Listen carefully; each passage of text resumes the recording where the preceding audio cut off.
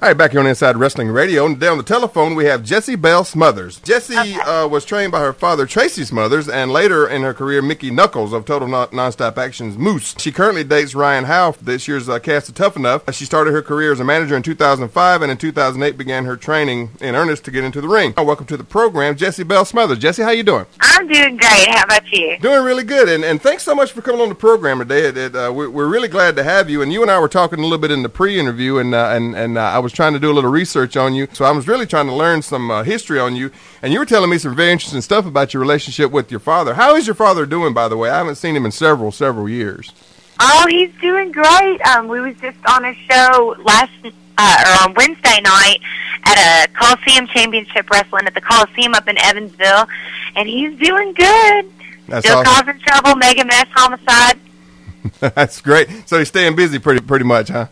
Oh yeah, you know it. Yeah, that's great. Listen, let's go back way back. Now, you were telling me some very interesting things about your career path. You didn't find out Tracy Smothers was your father until when? Did you say a year ago? Yeah, it was a year ago. And how old are you? How old are you now, Jessie? Oh God, you don't ask a female her age or weight. Just kidding.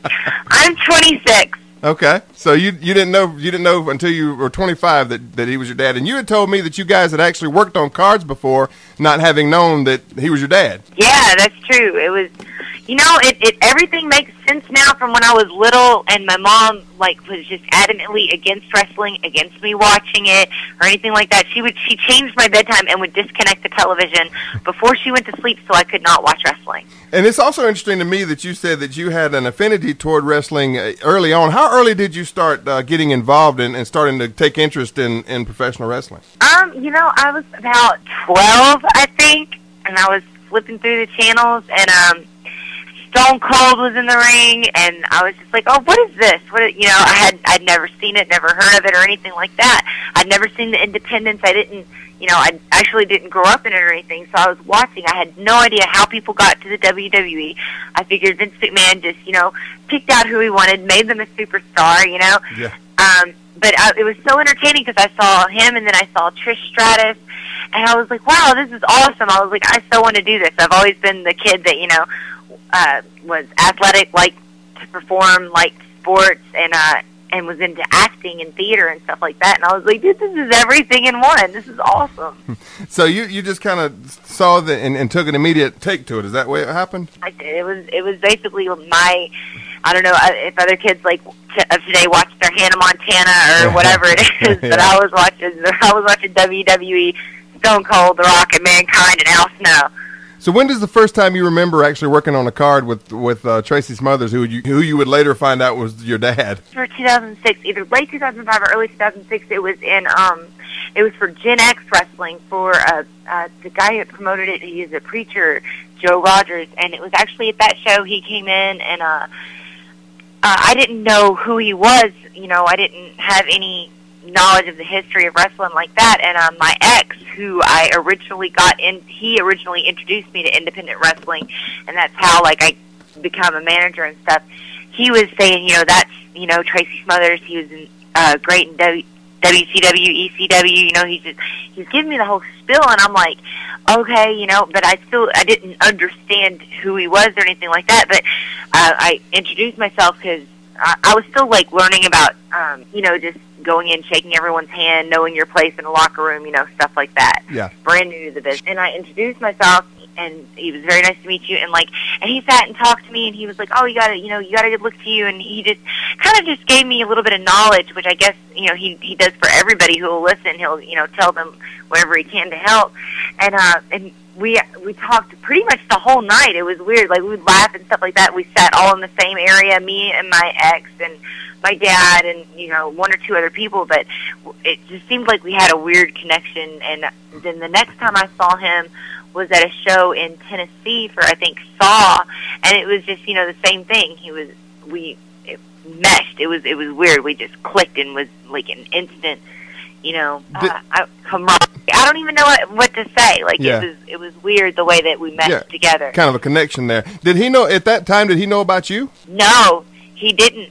I mean, I have, I think, 9 brothers? Oh, wow. and I've only got to meet one. I've talked to a couple of them, via Facebook and stuff, like by finding each other. But yeah, he didn't know my mom. Basically, what happened was, I'll just tell you the whole story. Just so I'm enthralled. This is very interesting. Go ahead. Dad was wrestling at the Louisville Gardens. My mom was a fan there. She would go to the shows. She didn't, from what he says that he remembers of her, she didn't, she wasn't your average girl that went to the shows and sat ringside and tried to go out with the guys. Right, I understand. I know the lingo. Okay. So he said that, she just came to the shows. He'd see her in the crowd. She was a regular at the crowd. They didn't talk. One day, he ran into her at the Arthur Street gas station. I guess it's the gas station that all the guys went to.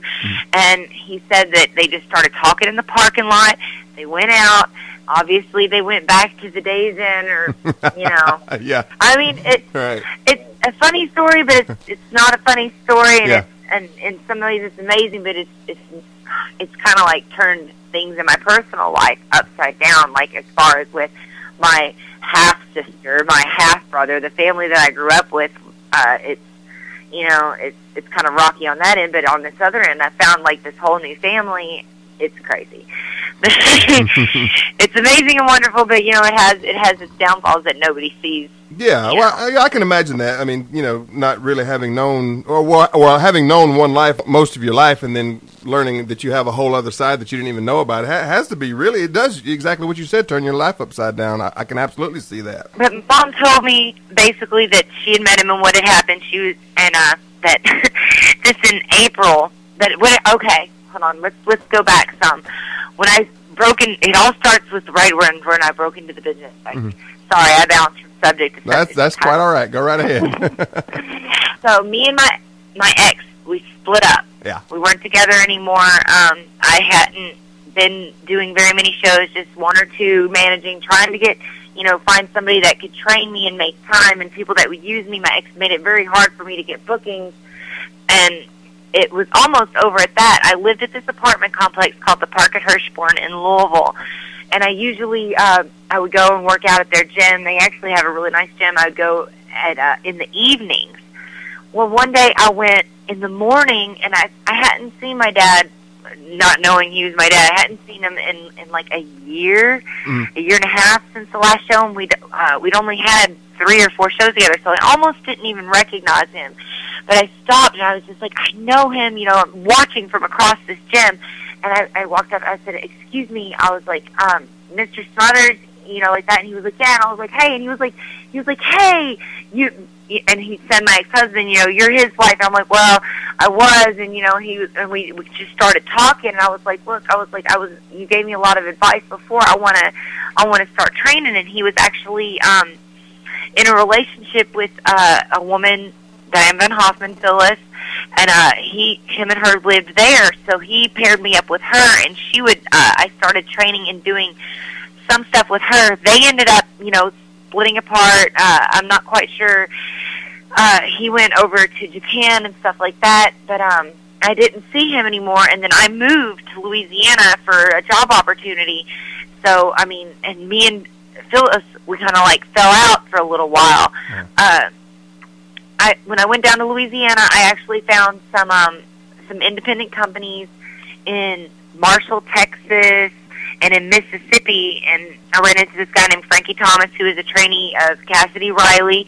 I ended up training with him in a tiny training ring in a trailer in, where was it, West Monroe, Louisiana. Yeah. Trained with him. I trained with I'm blanking out right now. That's okay. I tell you what, collect your thoughts there. We're up on a break right now.